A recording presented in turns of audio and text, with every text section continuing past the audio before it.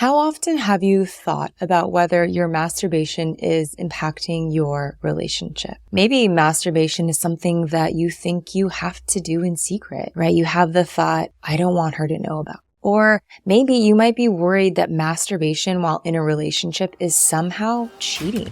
Welcome back to The Naked Connection. This is the show that supports driven men to reach sexual mastery and build deep connections. This is Kirsten, your soon-to-be licensed therapist. And in this episode, we are going to address the elephant in the room, or should I say, the hand under the covers. Yes, we are going to determine whether your masturbation behavior is something that's impacting your life and your relationship. And we will walk through 3 actions that you can take today to improve your relationship and your experience with masturbation and self-pleasure. First off, I want to name this. There was a study published in the Archives of Sexual Behavior that found that 85% of men in a relationship masturbate regularly.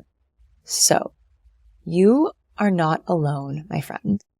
And you might be wondering, but Kirsten, what if my partner finds out? Well, 78% of women in a relationship also engage in solo pleasure. So, the vast majority of people do this, even when in a relationship. And the important piece of this conversation, in my opinion, isn't should you do it? It's more about how does the behavior impact you and your relationship? Because here's the thing. Masturbation can become a mechanism to regulate your nervous system. You can use it as a tool to reduce boredom, disconnection, anxiety, loneliness. Porn or masturbation really gets to become this device to relieve these emotions, to really relieve stress. Think about it.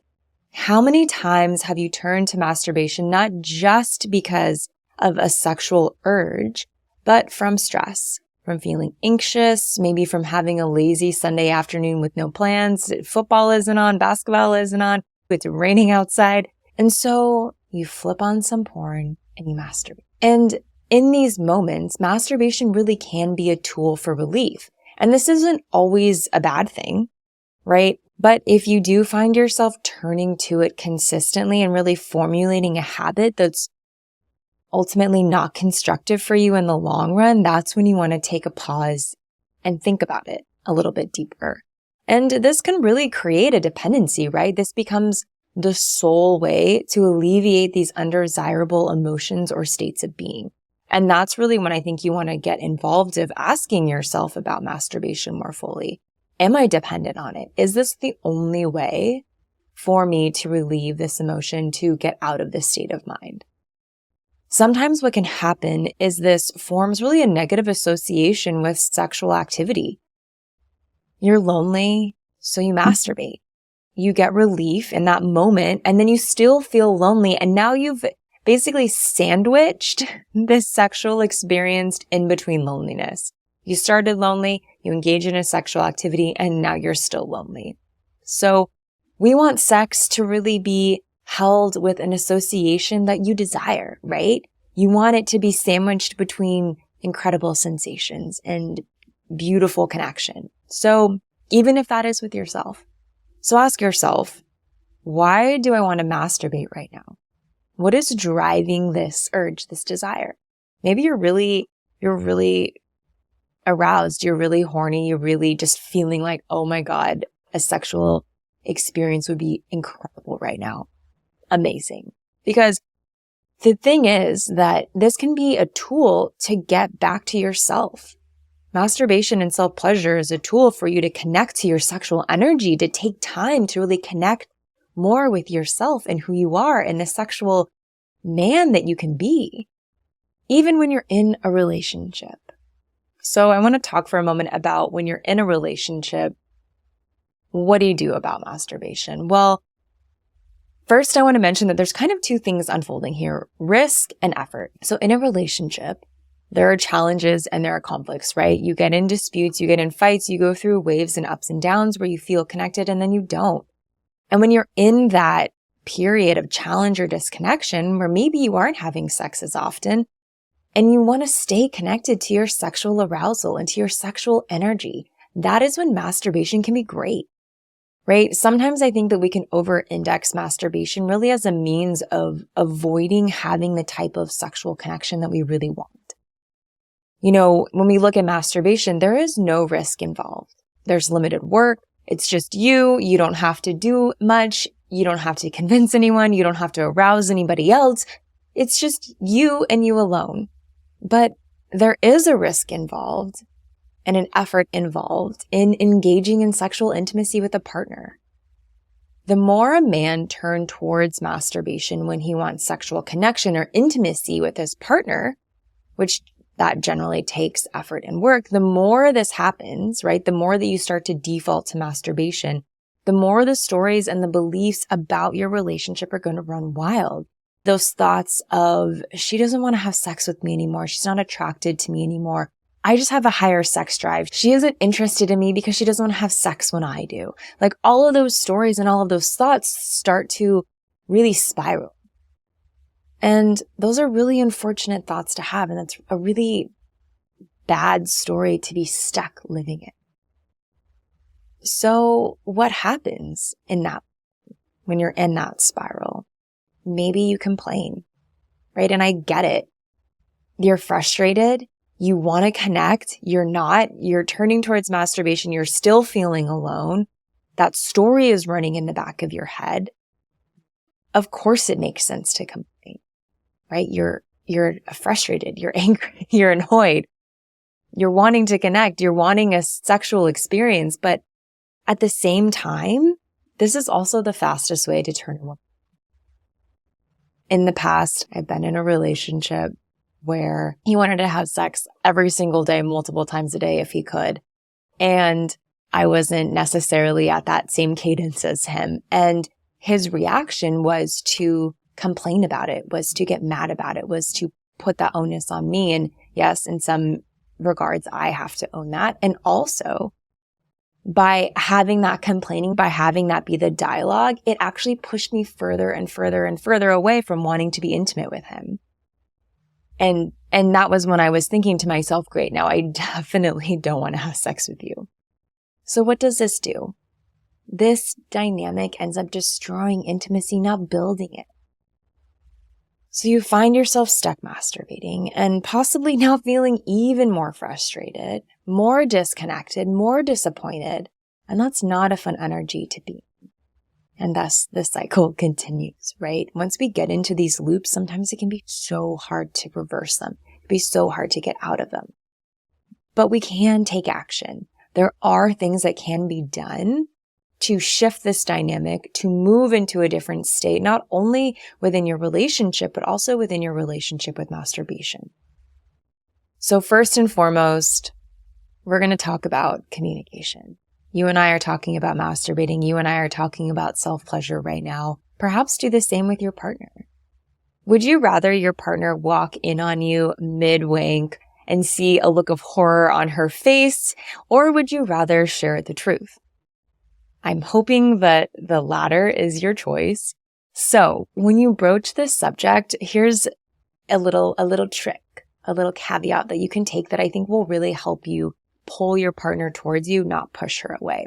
So when you broach the subject, really focus on your feelings and actually the experience rather than making some kind of accusation. So for example, you could say, hey, sometimes I like to masturbate to relieve stress, and I want to be open with you about that. How does that land for you? How do you feel about that? That is going to be much better than coming up to her and saying, why aren't you satisfying me enough? Why don't you want to have sex with me every single time I want to have sex? Why don't you want it as much as me? So remember, this is not a competition. This is about understanding and supporting each other when you're communicating. And so if you come into it and say, hey, I wanted you to know that sometimes I like to masturbate because it's a great way for me to connect with myself. It's a great way for me to alleviate some of the stress in my life. And I wanted to share that with you. And what's cool here is that maybe she will actually respond and be like, hey, thanks for sharing that. And I want to be able to satisfy you more. Maybe that's going to turn a spark on in her mind of like, oh, wait, I want to be in on that with you. I want to be the source of your stress relief. I want to be connected to your sexual experience more. And what a doorway into inviting in more sex into your life. Or maybe it's also going to open up an opportunity for her to say, hey, I actually do the same thing. And I felt kind of weird talking about it. Now you've connected. Now you've created this dialogue that wasn't there previously. And, we all live really stressful lives. We all live lives that can be disconnecting. We all have experiences that are so common. And sometimes being able to name that and getting out in front of it is going to be so much more supportive for you in the long run, as opposed to holding that in, keeping it back. Because, us humans, we run stories in our heads. A woman might have the same story. If she finds out that you're masturbating all the time, she might create this story like, oh, he doesn't want to have sex with me. He's not interested in me anymore. And now you are both off on two wild stories of your own. So coming back to each other, and I know it can be uncomfortable. I know it can feel weird to talk. It can also be a great source of change. And actually, I'm all about the studies today for some reason. There was this study in the Journal of Sexual Research that found that couples who openly discuss masturbation actually report higher levels of sexual satisfaction and relationship satisfaction. So there's some pretty strong caveats here to why talking about not only sex with each other, but talking about sex with yourself is so important. And when it comes to having these conversations, when it comes to communication, if you connect with the feeling of it being a secret, not wanting to be caught, consider why that is. Like, why is that a fear that's coming up for you? Is it something that she genuinely would blame you for? Or is there a level of shame that you might be carrying in sharing this yourself? Sexual shame is something, for a whole episode of its own, but I wanted to add it in because this is something to really consider reflecting on if this is connecting for you. If you're feeling like, damn, I feel like if I talk about masturbating, I'm connecting with me being such a bad person. If that's kind of what's landing for you right now, reflect on that. And if this is intriguing for you, if this is coming up, I would be more than happy to chat with you. Send me a message, submit a question for us to address on the show, and we'll get into it deeper. So second action you can take, and this one I love, is mutual masturbation. Mutual masturbation, it's like a sexy show and tell for adults, okay? It's like attending a masterclass into your partner's pleasure. You get to see firsthand what techniques they enjoy, what strokes, what speed, what placement, like what are they doing, what really turns them on, which can significantly improve your love-making skills. If you're there next to her, getting a glimpse into how does she like to touch herself, how does she like to engage, that can really help you. And on the flip side, she gets to do the same. It's incredible. And I also think that mutual masturbation, it's really a low-risk sexual activity. So I'll name it. If you're concerned about STIs, maybe you're newly dating, or maybe this is someone that you're just starting to connect with, and maybe you haven't had that conversation yet and you want to be intimate and you're getting to know each other, this could be a really great option. Or perhaps if a woman is ovulating and she's not on birth control, it can be really stressful to enter into a sexual experience if you aren't in a place yet ready to potentially get pregnant. That can really put actually both of you into your heads if you know that there's a high chance of pregnancy right now. This is a beautiful alternative to explore one another sexually and also remain child-free, right? So I want to name that. And also, sometimes sex can be painful for women. There's pelvic floor pain. There's perhaps pain after giving birth. There's all of these different dynamics where maybe perhaps traditional penetrative sex isn't going to feel that great or isn't going to feel as good as something else might possibly could. This is a beautiful way to tap into that together.